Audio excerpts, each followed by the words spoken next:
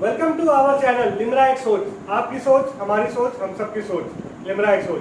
Today we will discuss on the topic lateral displacement. आज जो हम बात करने वाले हैं आप लोगों से लेटरल डिस्प्लेसमेंट के बारे में बात करेंगे कि लेटरल डिस्प्लेसमेंट होता क्या है, इमरजेंट रे क्या होता है, इन सब चीज़ों के बारे में हम अच्छी तरीके से समझेंगे, ठीक है। और इसमें यह भी समझेंगे रेरर मीडियम क्या था, डेंसर मीडियम क्या था। ऑलरेडी हमने इस पर डिस्कस किया था, पर आपको लेटरल डिस्प्लेसमेंट समझने के लिए रेरर मीडियम और डेंसर मीडियम को समझना पड़ेगा और इमरजेंट रे को समझना पड़ेगा।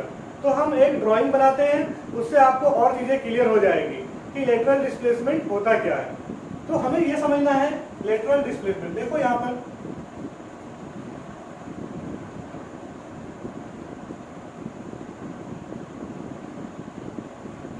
ये जो वर्ड है ना लेटरल डिस्प्लेसमेंट, एक्चुअली ये होता क्या है, it is a perpendicular distance between the emergent ray and the original direction of incident ray. Incident ray का जो ओरिजिनल पाथ होता है और इमरजेंट रे का जो पाथ होता है उनके बीच का परपेंडिकुलर डिस्टेंस को हम कहते हैं लेटरल डिस्प्लेसमेंट। ठीक है, क्या बोला मैंने, it is the perpendicular distance between the emergent ray and the original direction of incident ray या original path of incident ray. ठीक है, इसी को हम कहते हैं लेटरल डिस्प्लेसमेंट। तो लेटरल डिस्प्लेसमेंट को समझने के लिए आपको क्या समझना पड़ेगा, ग्लास स्लैब। कि ग्लास स्लैब क्या होता है। तो ग्लास स्लैब में क्या होता है, जब हम ग्लास को, दो ग्लास को हम पैरेलल लेंगे तो वो आता है ग्लास स्लैब में, और यहाँ पर 3 मीडियम होगा एटलीस्ट। हम जब reflection of light through a glass slab समझेंगे तो हमें एटलीस्ट 3 मीडियम चाहिए। क्या, rarer medium, denser medium, again rarer medium, तब जाके आपको लेटरल डिस्प्लेसमेंट का कॉन्सेप्ट क्लियर हो पाएगा। अदरवाइज आप सिंपल सोचेंगे हम 2 मीडियम ले लें तो वहाँ पे वो कॉन्सेप्ट आपका क्लियर नहीं होगा।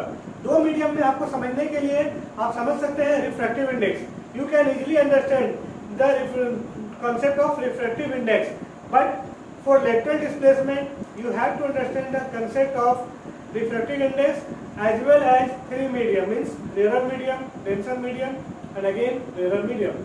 ठीक है, तो याद करो हमने ऑलरेडी इस पे लेक्चर बनाया था, when light passes from rarer medium to denser medium it bends towards the normal। ये हमने बात किया था कि लाइट जब रेरर मीडियम से डेंसर मीडियम में आएगा तो ये बेंड टुवर्ड्स द नॉर्मल होता था। तो इसी का हम ड्राइंग बनाते हैं, देखो यहाँ पे समझते हैं अच्छे तरीके से।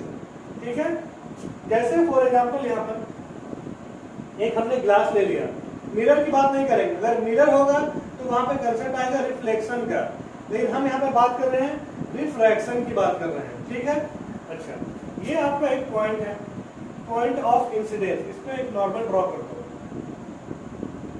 ड्रॉ कर दिया। अच्छा, इस मीडियम को हमने नाम दे दिया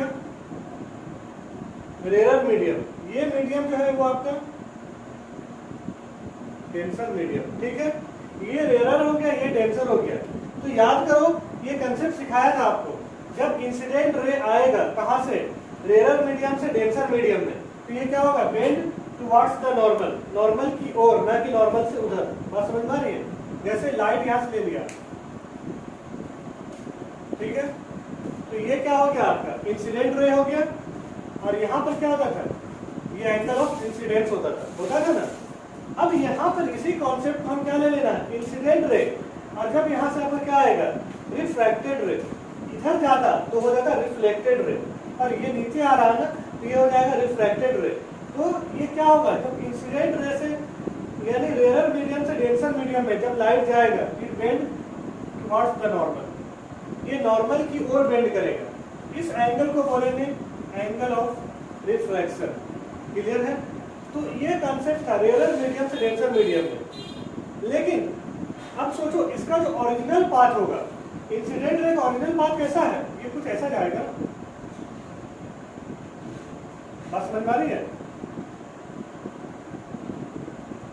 एक्चुअली ओरिजिनल पाथ तो होना चाहिए था ये कि लाइट ऐसे जाए सीधा पास कर जाए, बट ये बेंडिंग हो जा रहा है क्योंकि मीडियम यहाँ पे अलग है। ठीक, अगेन यहाँ पे फिर से एक ग्लास ले लेते हैं, ग्लास ले फिर एक ले लो ग्लास। ठीक है, अब अगर ये ग्लास हमने लिया, समझना इस चीज को ध्यान से, जैसे हमने बोला कॉम्बिनेशन, 2 ग्लास का कॉम्बिनेशन यहाँ पे क्या कहलाएगा, ग्लास स्लैब कहलाएगा। अब यहाँ पे लाइट क्या हो जा रहा है कि यहाँ पे नॉर्मल बात और चीज आगे, ये नॉर्मल हो गया ना, तो अब ये जो लाइट है, ये क्या है, रिफ्रैक्टेड रे। सपोज इसका नाम दे दिया ए, इसको नाम दे दिया ओ, एओ दे दिया। यहाँ पर इसको और एक्सटेंड कर दो, इस पॉइंट का आपने नाम दे दिया, यहाँ पे भी आपने नॉर्मल ड्रॉ कर दिया, इस पॉइंट का आपने नाम दे दिया बी दे दिया। तो यहाँ पे अगेन एंगल बनेगा, तो इसको हम कहेंगे एंगल ऑफ रिफ्रैक्शन। ठीक, अब देखो यहाँ पे बच्चे लोग, लाइट क्या हो रहा है, डेंसर से फिर यहाँ क्या आ जा रहा है, रेयर मीडियम। यानी ये आपका अगर एयर है, ये वाटर है, ये एयर है, एयर से वाटर में आया तो कुछ ऐसा दिखा, फिर वाटर से एयर में आएगा तो कैसा दिखेगा। तो जब लाइट डेंसर से रेयर जाता है तो ये क्या होता है, bend away from the normal, ये था ना, इसीलिए नॉर्मल। अब ये क्या इधर नहीं आएगा, यानी ये इधर नहीं आएगा, बस समझ रही है, बल्कि ये किधर जाएगा, इधर जाएगा। समझ में आया? तो इस एंगल को हम बोलते हैं एंगल ऑफ इमर्जेंट। क्या बोलते हैं इसको, एंगल ऑफ इमर्जेंट। और ये नाम दे दिया BC, और ये रे का नाम क्या हो जाएगा, इमर्जेंट रे। समझो यहाँ पे ध्यान से, फिर से रिकॉल कर लो अच्छे तरीके से, समझो यहाँ पे, और इसको रिकॉल कर लो अच्छे तरीके से। आपको यहाँ पे समझना जरूरी है। क्या समझना है यहाँ पे, ये क्या है आपका एओ है ना, एओ क्या हो गया, इंसिडेंट रे। अच्छा, OB क्या हो जाएगा आपका, रिफ्रैक्टेड रे हो जाएगा, एंड BC क्या हो जाएगा आपका, इमर्जेंट रे हो जाएगा। तो यहाँ पे आप इसको लिख भी सकते हो, क्या है, AO। AO क्या हो जाएगा आपका,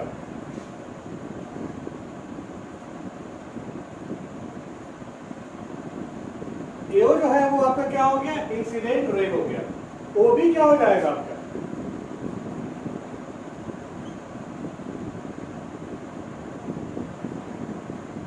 OB हो जाएगा आपका रिफ्रैक्टेड रे, एंड OC क्या हो जाएगा, इमर्जेंट रे।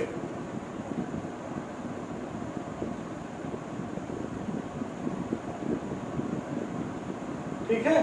अच्छा, अब आता है ये क्या है, आई का मतलब क्या हो जाएगा, एंगल ऑफ इंसिडेंस।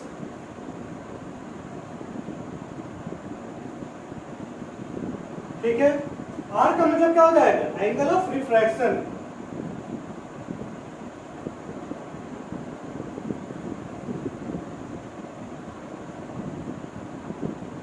और देन उसके बाद क्या हो जाएगा, ई क्या है आपका, एंगल ऑफ इमर्जेंट।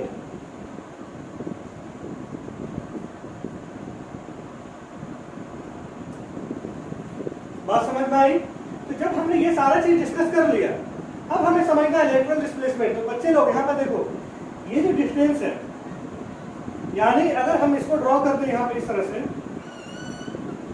ठीक है, तो इसका सपोज कुछ नाम दे दिया XY। इसी XY को हम क्या कहते हैं,